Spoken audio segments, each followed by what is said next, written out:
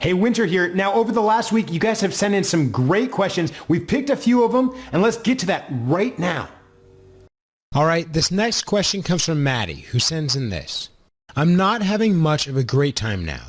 I do have many friends on Facebook, but I feel that I don't matter to them, or that I have an impact on anyone else's life.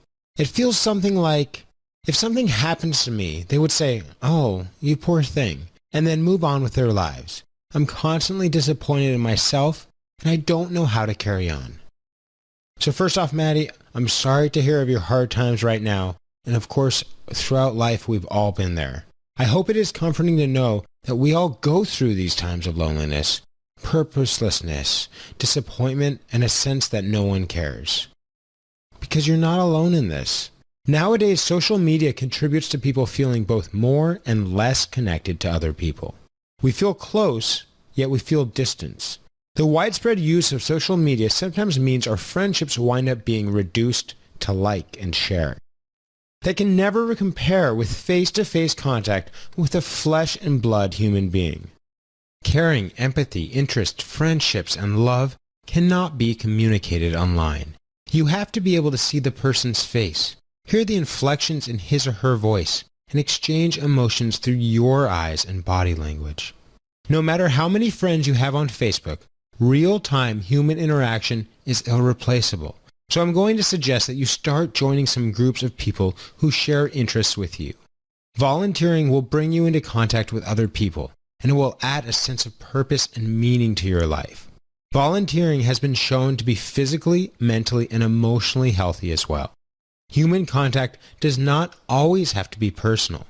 It can be with colleagues, associates, fellows in a good cause, hobbyists, etc. In fact, it will be through common interests that you can begin to build face-to-face friendships over time, as trust allows you to branch out into more personal topics and sharing. Examine your current network of friends and think about those you are closest to. Why were or are you close to them? Were you classmates? Did you share an interest or hobby? There must have been a link that led to the friendship. Look for ways you can link with people in person.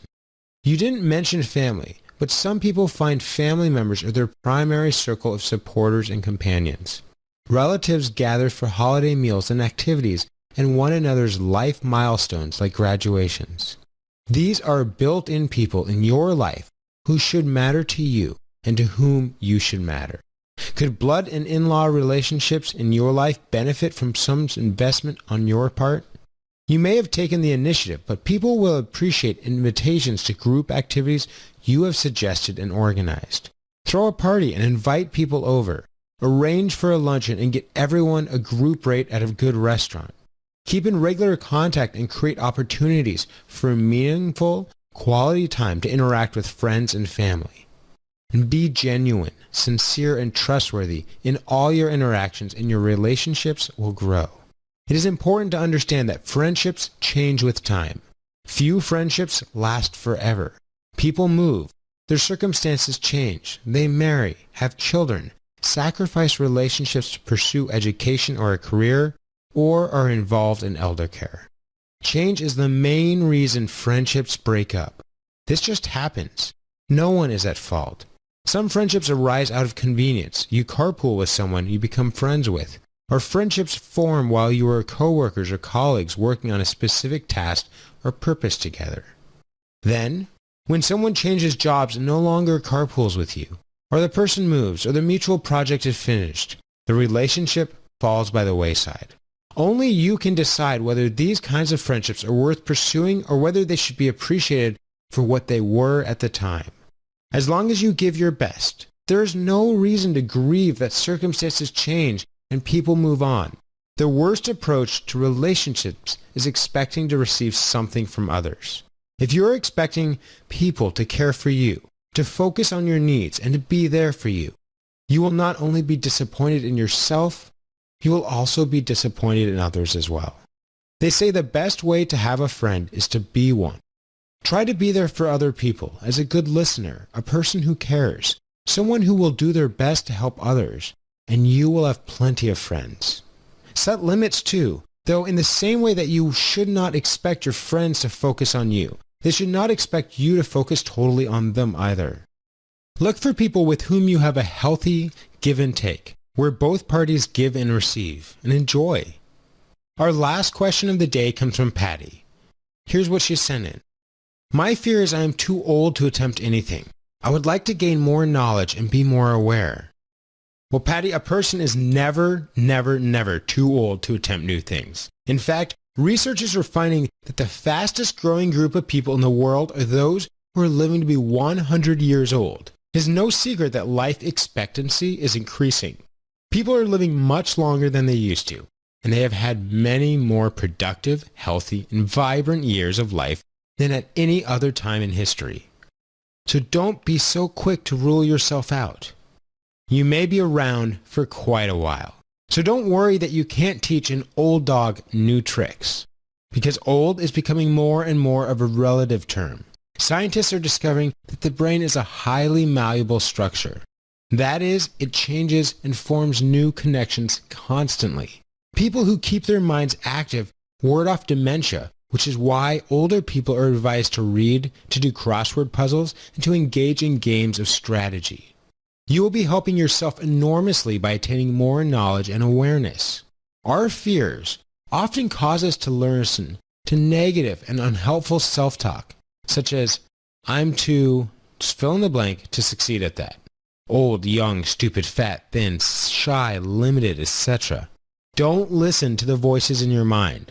Plenty of people find themselves skydiving at 60, scaling mountains at 70, achieving a doctorate at 80, and nailing a new language at 90. Of course, our bodies are impacted by the years, and sometimes our learning is impaired by psychological changes. Let's make sure that sensory decline isn't standing in your way of learning new things, since you are interested in gaining knowledge and awareness. Generally, sight declines as we age, so it is important to take care of our vision. Most people grow up more far-sighted with age and need reading glasses to see things up close. Have you had your eyes checked recently? Age-related things like macular deterioration, glaucoma, and cataracts should also be looked into so they don't hinder your learning processes. With decreased visual activity and acuity, we sometimes find ourselves lacking accurate depth perception. Our peripheral vision may also become more limited. There are a number of corrective lenses that can help with all these problems through an optometrist's prescription. Our hearing often declines with age too, so it may be time for a hearing test and possibly a hearing aid too. Hearing aids these days are highly effective and very unobtrusive. They're tiny. So if you want to gain knowledge and awareness by attending classes or webinars, you are going to want your hearing to be as accurate as possible. Even our taste buds tend to decline as we age, our nasal acuity. So if you are going to learn wine tasting or start gourmet cooking, you may want to take that into account in your quest for new knowledge and awareness. But don't give up, but find medical ways around any problems in these areas that senses are involved. As mentioned, a loss of mental acuity is often part of the aging process, but this can be fought by keeping your brain exercised and engaged. Now, physical activity and exercise also helps to clarify and sharpen the mind and the memory. Small memory lapses are common as we age, so it might be important to learn some devices to enhance memory. One great way to do this is to use mnemonic devices. Easier to do than to spell, mnemonic devices are when you cluster or clump new information around other pieces of familiar information so that you can easily remember them. Simple mnemonic devices are rhymes like I before E except for after C, and 30 days has September. By memorizing a simple saying or rhyme, the brain can recall more complex information. Say you are driving and you want to remember to the 4 items you noticed you needed before you left your house: milk, antacids, sugar, and tea. Imagine a ship in your mind with big masts. Mast, milk, antacids, sugar, tea. Keeping the image of the ship in your mind will be easier than keeping a list of 4 items in your mind. That is a mnemonic device. More complicated information is clumped onto a simpler to remember structure in order to bring it up when it's time for recall. Use mnemonic devices to enhance your learning too. by clumping new or complex information onto simpler structures to memorize. Use your wisdom and experiences in life to come up with many good mnemonic devices. You are ahead of the game there. Use it to your advantage. Personally, when I need to remember something, I always tie one to a past memory. It works fail-proof. And with that, we've come to the end of today's Q&A session. Thanks again to everyone who sent in your questions. And I'm sorry if I couldn't get to all of them this week. I'll answer the questions I haven't been able to cover today in our next video. So please look out for that. And in the meantime, everyone out there, please stay safe. Have a great and positive day ahead. Bye for now. This is Winter V signing off.